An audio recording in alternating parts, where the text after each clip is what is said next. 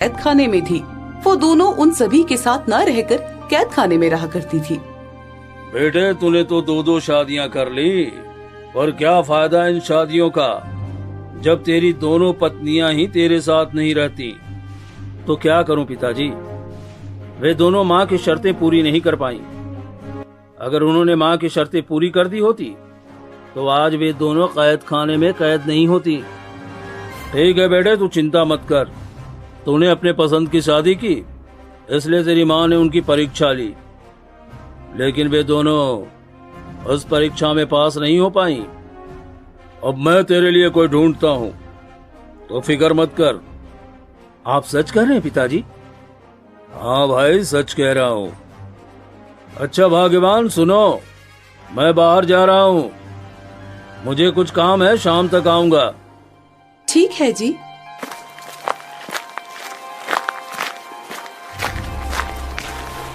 जमींदार चलते चलते काफी दूर निकल जाता है। जब चलते चलते वो जंगल पहुंचता है, तभी उसे बहुत जोरों की प्यास लगती है। क्या करूं? बहुत जोरों की प्यास लग रही है और इस जंगल में तो कोई नदी तालाब भी नहीं दिखाई दे रहा। जमींदार जंगल में आगे बढ़ता है, तभी उसकी नजर एक मकान पर जाती है। वो मकान एक कुम्हार का था। जमींदार उस कुम्हार के मकान में जाता है, जहाँ एक बहुत ही सुंदर सी लड़की सुंदर सुंदर घड़े बना रही होती है। बेटी। जी, कौन है आप? बेटी, मैं अपने काम पे जा रहा था, मुझे बड़ी जोरों की प्यास लग रही थी। तुम्हारा घर देखा तो प्यास बुझाने आ गया। क्या तुम मुझे पानी पिला दोगी? जी जी बिल्कुल, आप यहीं ठहरिए, मैं आपके लिए पानी लेकर आती हूँ। कमला अंदर जाती है और एक गिलास पानी ले आती है, लेकिन उस गिलास के पानी में वो कुछ तिनके डाल देती है। इस गिलास का पानी तो बहुत साफ है, पर इस लड़की ने गिलास के पानी में ये तिनके क्यों डाले हुए हैं? ये क्या रहस्य है? एक काम करता हूँ, पानी पी लेता हूँ, फिर इस लड़की से इस विषय में पूछता हूँ। जमींदार पानी को अच्छे से धीरे धीरे फूंक फूंक कर और तिनके अलग करके घूंट घूंट पीता है। बेटी, पानी देने के लिए पहले तो तेरा बहुत बहुत धन्यवाद। पर बेटी, एक बात मुझे समझ में नहीं आई। वो क्या? तुमने मुझे जो पानी दिया वो बहुत साफ सुथरा था, लेकिन उसमें तुमने कुछ तिनके के टुकड़े डाले हुए थे। वो मुझे कुछ समझ में नहीं आया। वो तिनके के टुकड़े मैंने इसलिए डाले थे ताकि आप पानी को एक साथ न पिए, बल्कि आप उन तिनकों को धीरे धीरे अलग करके घूंट घूंट पिए। पर ऐसा क्यों? आप बहुत देर से धूप में सफर कर रहे हैं और आपको बहुत जोरों की प्यास लगी थी। अगर मैं आपको पानी का गिलास बिना तिनकों के डालकर देती तो आप सारा का सारा पानी गटागट पी जाते और इससे आपकी तबीयत खराब हो सकती थी, इसलिए मैंने ऐसा किया। वाह, इतनी समझदार बच्ची है ये। इससे समझदार लड़की तो शायद मुझे ढूंढने पर भी न मिले। क्यों न मैं इसे अपने घर की बहू बना लूं। क्या हुआ? क्या सोच रहे हैं आप? बेटी, तुम्हारे इस घर में और कौन कौन रहता है? मैं और मेरी माँ। अच्छा, ये काम करो बेटी, जाओ तुम अपनी माँ को बुला लाओ। जी ठीक है। कमला अपनी बूढ़ी माँ को बुला लाती है।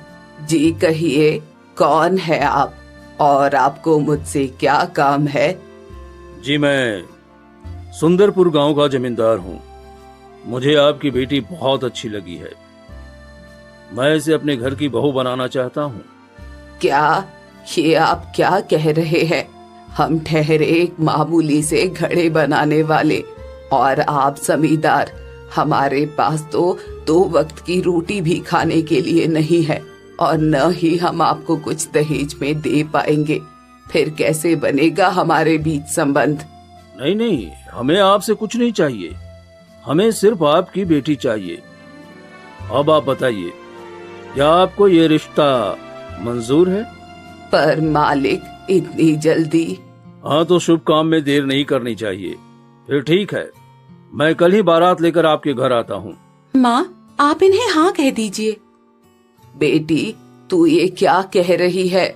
मैं इन्हें कैसे हाँ कह दूं? हमारे पास तो 2 वक्त की रोटी खाने के लिए भी कोई अनाज नहीं है, फिर सारी बारात को खाना कैसे खिलाएंगे? माँ, मैं हूँ ना, आप फिक्र मत कीजिए, आप बस हाँ कह दीजिए, बाकी मैं देख लूंगी। ठीक है मालिक, आप कल बारात लेकर आ जाइए। जमींदार अपने घर चला जाता है। बेटी, मैंने मालिक को कल बारात के लिए तो बोल दिया है, लेकिन कैसे क्या होगा मुझे तो कुछ समझ नहीं आ रहा। माँ, आप फिक्र मत कीजिए, सुबह देखते हैं जो भी होगा। माँ, ओ माँ, जल्दी उठ। क्या हुआ बेटी? जल्दी से गांव के 2 लोगों को बुला ला जो डोली को उठा सके, साथ में एक दिया और माचिस भी रख देना, और मुझे तैयार करके बारात आने से पहले भिजवा दे। बुढ़िया ने ऐसा ही किया। जब आधे रास्ते में दूल्हा बारात समेत आ गया, तब कमला भी पहुंच जाती है। भैया, डोली यहीं रोक दीजिए। ये क्या बेटी, तुम क्यों आ गई? देखिए जी, आप ठहरे बड़े जमींदार और हम हैं एक गरीब। हमने सोचा कि रिश्ते की तो वैसे भी बात पक्की हो गई है, आप क्यों अपने आप को तकलीफ दें, हम खुद ही आ जाते हैं। वैसे खाना बन गया है, अगर आप सभी को हमारे घर चलना है तो चल सकते हैं, खाना वाना खाकर हम वापस आ जाएंगे। अरे नहीं नहीं नहीं, काफी लंबा सफर है, अब इतना लंबा सफर करने से क्या मतलब? हमें तो वैसे भी अपने घर की बहू मिल गई है, तो अब हमें वहां जाने की क्या जरूरत है? हम यहीं से वापस चलते हैं और यही अच्छा भी होगा। जमींदार ऐसा कहकर कमला को अपने घर ले आते हैं। अब मैं अपनी पसंद की बहू तो ले आया, पर मुझे डर है कि कहीं मेरी पत्नी इसे भी परीक्षा में फेल न कर दे। इसकी शर्त 2 बहुओं पर तो भारी पड़ गई है, अब इस पर भी न पड़ जाए। ले आए अपने पसंद की बहू। चलो, अब मैं इसे ले जाकर देखूं तो ये मेरे इस घर में रहने लायक है भी कि नहीं, ये मेरी शर्त को पूरा कर पाती है कि नहीं। शर्त? कैसी शर्त माँ? आओ बताती हूँ। कमला की सास उसे एक अंधेरे कमरे में ले जाती है और कमला से कहती है, बेटी, इस कमरे में अंधेरे की माँ रहती है, तुम पहले उसे मारो, तभी मैं तुम्हें अपने घर की बहू बनाऊंगी। कमला थोड़ी देर खड़े खड़े सोचती है, फिर उसकी माँ ने जो माचिस और दिया उसको दिया था वो निकालती है और जला देती है, जिससे सारे कमरे में उजाला फैल जाता है। अरे वाह, इसने तो मेरा सवाल ही हल कर दिया। अजी सुनते हो मोहन, देख, इसने तो मेरा सवाल हल कर दिया। वाकई बहुत समझदार बहू आई है इस बार हमारे यहाँ। पहले की जो बहुएं आई थी, उनसे मैंने जब कहा कि अंधेरे की माँ को मारो तो उन बेवकूफों ने डंडा उठाया और यहाँ वहाँ मारने लगी, पर इस बहू ने मेरा सवाल आसानी से हल कर दिया। भाग्यवान, अब तो तुम खुश हो ना? हाँ जी, मैं बहुत खुश हूँ।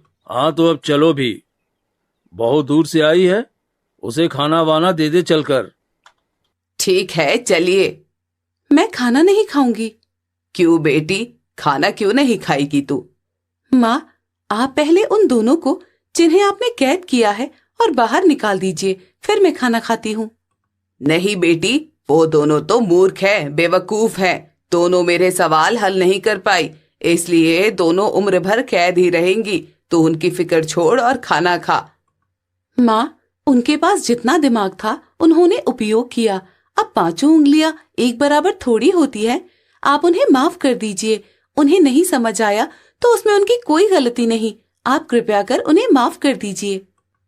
ठीक है, मैं उन्हें उस कैद से बाहर निकाल देती हूँ।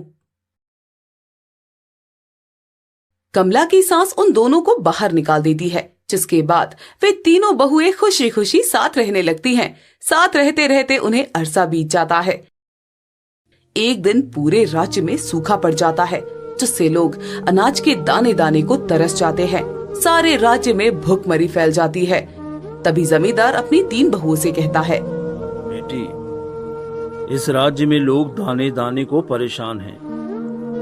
हमारे यहाँ भी हम ठीक से 2 वक्त की रोटी का जुगाड़ नहीं कर पा रहे हैं। एक काम करो, तुम अभी अपने घर चले जाओ। जब स्थिति अच्छी हो जाए तब आ जाना। पिताजी, मेरी तो एक बूढ़ी माँ थी, बस उनके अलावा मेरा इस दुनिया में कोई भी नहीं था। वो भी बहुत उम्र की हो चली थी, अब वो भी मर गई होंगी। अब मैं अपने घर भी नहीं जा सकती, पर हाँ, एक काम कर सकती हूँ। मैं खुद कुछ काम तलाशती हूँ और आप सभी की जिम्मेदारी ले लेती हूँ। बस मुझे आप मेरे मायके मत भेजिए। ठीक है बेटी, अगर तेरी यही इच्छा है तो ठीक है। कमला अपना मर्दाना भेष बनाती है और काम की तलाश में दूसरे राज्य निकल पड़ती है। वो एक राजा के पास पहुंचती है और कहती है, महाराज, मैं बड़ी दूर से आया हूँ और मेरे राज्य में भूखमरी पड़ी हुई है। समझ नहीं आ रहा कि क्या करूँ। मेरी 3 पत्नियां हैं, बूढ़े माँ बाप हैं, उनका लालन पालन मेरे ही जिम्मे है। क्या आप कृपया करके मुझे कोई काम दे देंगे? हाँ, मुझे भी एक बहुत तेज तर्रार होनहार आदमी की जरूरत है। जी महाराज, बिल्कुल बताइए क्या काम है, मैं बिल्कुल करूँगा। मेरे पास एक काम है। यहाँ इस राज्य में जब जब किसी दोषी को सजा और फांसी दी जाती है तो उसकी लाश अचानक न जाने कहाँ गायब हो जाती है। तुम्हें उस लाश का पहरा देना है और पता लगाना है कि आखिर लाश जाती कहाँ है। सुबह तक लाश न जाने कौन खा जाता है, जिससे लोग मुझे न जाने पीठ पीछे क्या क्या कहते हैं। राज्य के सारे लोग कहते हैं कि राजा लोगों को फांसी की सजा देने के बाद न जाने लाश क्या करता है और हमें देता भी नहीं है। तुम अगर मेरा ये काम कर सकते हो तो करो, मैं तुम्हें अच्छा खासा धन दूंगा। जी ठीक है महाराज, मुझे ये काम मंजूर है और आप मुझे एक तलवार और एक जाल दे दो। ठीक है। राजा ने कमला को तलवार और जाल दिया और उसी जगह पर ले गया जहां दोषियों को फांसी की सजा दी जाती थी। यही वो जगह है। आज यहाँ एक आदमी को फांसी दी जाएगी। तुम यही इस मुर्दे का पहरा देना और ध्यान रहे लाश गायब न होने पाए। ठीक है महाराज, आप फिक्र ना करें। दिन में उस आदमी को फांसी दी जाती है और कमला रात भर एक पेड़ पर बैठकर जाल और तलवार लेकर उस मुर्दे की निगरानी करती है। कुछ देर पहरा देने के बाद वहाँ एक डायन आती है जो मुर्दे को खा जाती है। ओह, तो ये है वो डायन जो मुर्दे को खा जाती है। जैसे ही वो डायन मुर्दे को खाना शुरू करती है, कमला उसके ऊपर जाल फेंक देती है और तलवार से उस पर वार करने लगती है। देखो, मुझे मत मारो, मुझे मारकर तुम्हें क्या ही हासिल होगा। मेरा तो काम है मरे हुए इंसान को खाना। अगर तुम मुझे नहीं मारोगी तो मैं तुम्हें माला माल कर दूंगी। बस तुम्हें मेरे घर चलना होगा। तुम्हारे घर पर? तुम्हारा घर कहाँ है? मेरा घर बहुत कठिनाइयों वाला है और तुम इतनी आसानी से वहां नहीं पहुंच सकते हो। पर हाँ, मेरे पास एक उपाय है। क्या उपाय? तुम जंगल जाना, वहां एक बहुत ही चमकदार और नीला पेड़ लगा होगा। तुम उसकी एक नीली लकड़ी तोड़ना और उस पर अपने दोनों पैरों को रखकर कहना, मुझे अम्मा खातिर के यहाँ जाना है। वो लकड़ी तुम्हें उड़ाकर वहां पहुंचा देगी। चलते चलते तुम्हें 2 गुफाएं दिखेंगी, जिनमें से एक में बारिश हो रही होगी और दूसरे में धूप निकली होगी। तो तुम बरसात वाली गुफा में आ जाना। तुम्हें चलते चलते मेरा घर दिख जाएगा। ठीक है, मैं तुम्हें छोड़ देता हूँ, जाओ। अरे वाह, आज तो मुर्दा यही है। चलो, आज मैं तुम्हें इस काम के बदले 1 टका देता हूँ और तुम्हारा नाम भी आज से टका सिपाही रखता हूँ। महाराज, मुझे माफ करिएगा, परंतु मैं कल नहीं आ पाऊंगा। मुझे कल बहुत जरूरी काम है। ठीक है, कोई बात नहीं। एक काम करो, तुम्हारा तो रात का ही काम है ना, तो तुम रात को आ जाना। ठीक है महाराज। कमला ऐसा कहकर जंगल की ओर निकल जाती है। वहां वो उस जंगल में नीली लकड़ी ढूंढती है और उस पर अपने दोनों पैर रखकर कहती है, ऐ लकड़ी, तू मुझे अम्मा खातिर के यहाँ ले चल। जैसे ही कमला ने ऐसा बोला, लकड़ी कमला को लेकर उड़ने लगती है और उन दो गुफा के पास पहुंच जाती है। उस डायन ने कहा था कि जिस गुफा से पानी गिर रहा होगा उस गुफा में जाना। मैं इस पानी वाली गुफा में जाती हूँ। कमला जैसे ही पानी वाली गुफा के अंदर जाती है, एक बहुत ही सुनसान रास्ते पर निकलती है जहाँ केवल एक घर था। उसी घर के ऊपर वो डायन और उसकी छोटी बेटी बैठी हुई थी। अम्मा अम्मा वो देखो, आज तो इंसान खुद हमारे पास चलकर आया है। आज तो बढ़िया दावत होने वाली है। अरे नहीं नहीं बेटी, उसको मारने की सोचना भी नहीं। वो इंसान बड़ा खतरनाक है। उसी ने मेरा मुर्दा खाना बंद करवाया है। तुम बिल्कुल चुप रहना, कुछ मत बोलना, समझी? कमला उनके पास जाती है। बेटा आ गए तुम? हाँ मैं आ गया। बेटा ये मेरी बेटी है, तुम इससे शादी कर लो और अपने साथ ले जाओ। डायन की बेटी बहुत ही खूबसूरत थी, जिसकी शादी डायन कमला से करवाना चाहती थी। ठीक है, मैं इसे अपने साथ ले जाता हूँ और इससे विवाह भी कर लूंगा। ठीक है, जब तुम इसे ले जाने के लिए तैयार हो तो रुको, मैं तुम्हें कुछ देना चाहती हूँ। डायन अपने कपड़े का एक टुकड़ा फाड़ती है और कमला को दे देती है। लो, तुम इसे अपने साथ ले जाओ और इस कपड़े के टुकड़े से तुम्हारे सारे घर के लोगों के कपड़े बन जाएंगे। डायन कमला को एक डिबिया भी देती है। ये डिबिया बड़े ही काम की चीज है।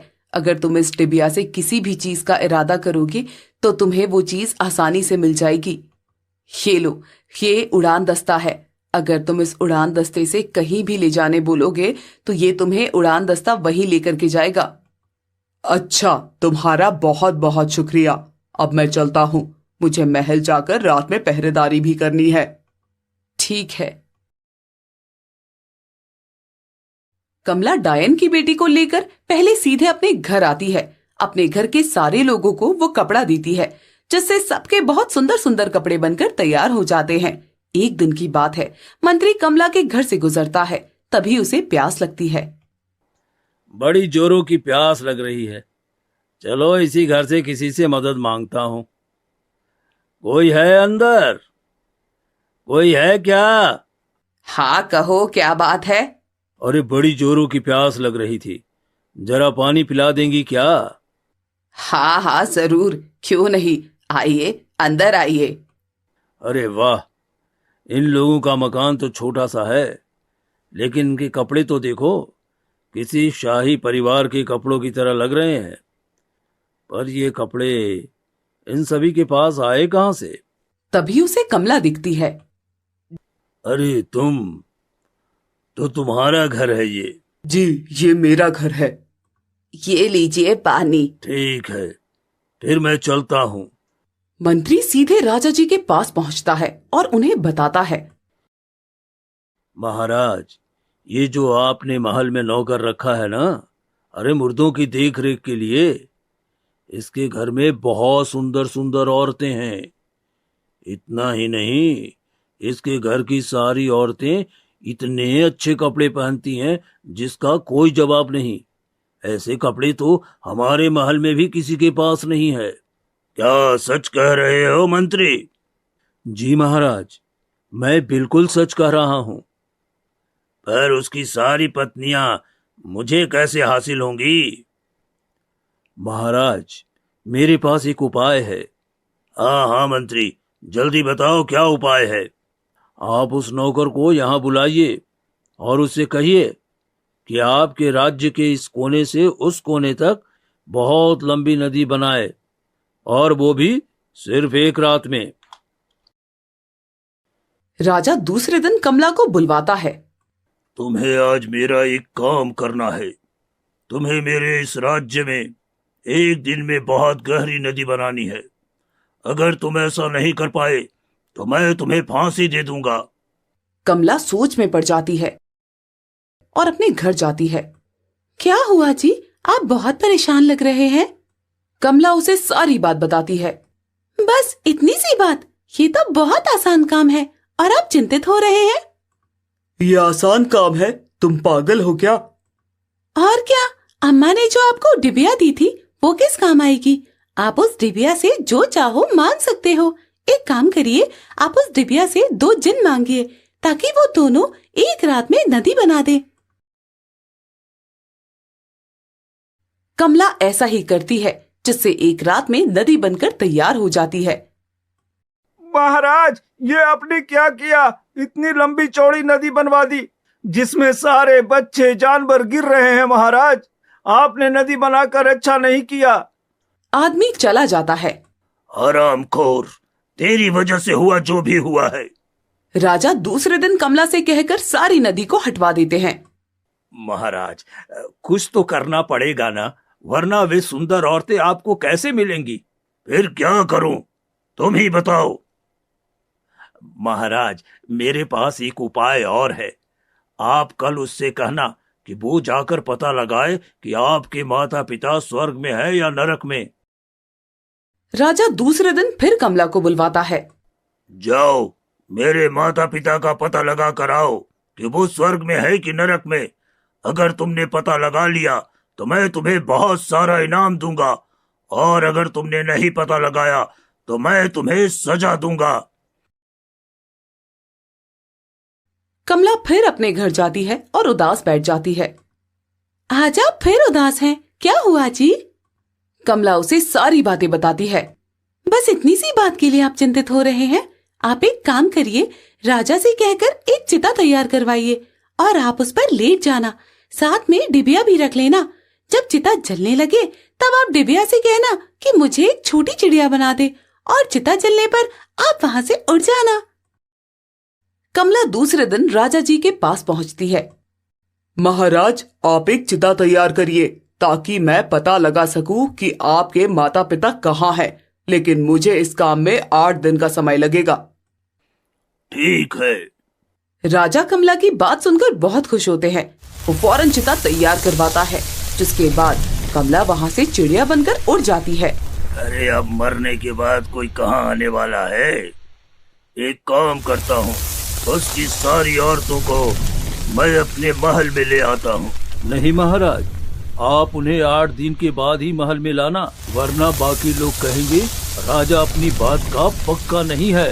ठीक है मंत्री। वहीं दूसरी ओर कमला अपने घर पहुंच जाती है। मैंने महाराज से 8 दिन का समय मांगा है। मुझे समझ नहीं आ रहा कि अब मैं क्या करूं। ये जो भी हो रहा है उस मंत्री की वजह से हो रहा है। राजा को अक्ल देने वाला कोई और नहीं बल्कि वो मंत्री ही है। तो मैं इसका क्या करूं?